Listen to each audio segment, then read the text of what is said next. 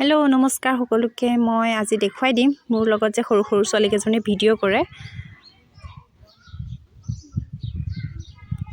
এফালে আহি গলো মই মইনাহঁতৰ ঘৰলৈ মানে এই মইনা জীয়েক যে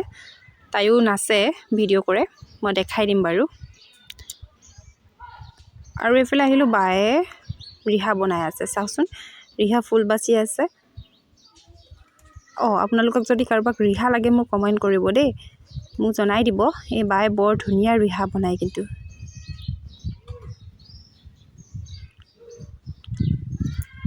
চাওকচোন চানেকিবোৰ চাই কেনেকৈ বনাই আছে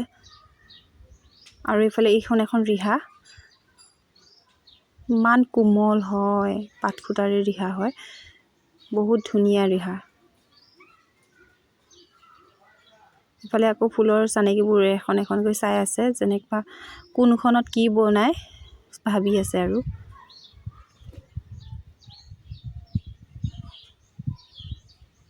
এফালে বাই আনি দিলে চাহ দুকাপ মোক আৰু মইনাক আনি দিলে মই বোলো দিও গাখীৰ চাহ যেতিয়া অলপ খাই লওঁ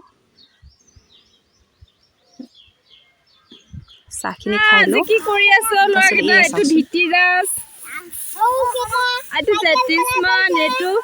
এজনী আমাৰ পিলপিলি ন পিলপিলি এইকেইটা আমাৰ ল'ৰা ছোৱালীকেইটা দেই এজনী নাচনী আমাৰ নাচনী বাইৰে ন যে এতিয়া পঢ়িবলৈ বয়স কি কৰিছে বুলি আচলতে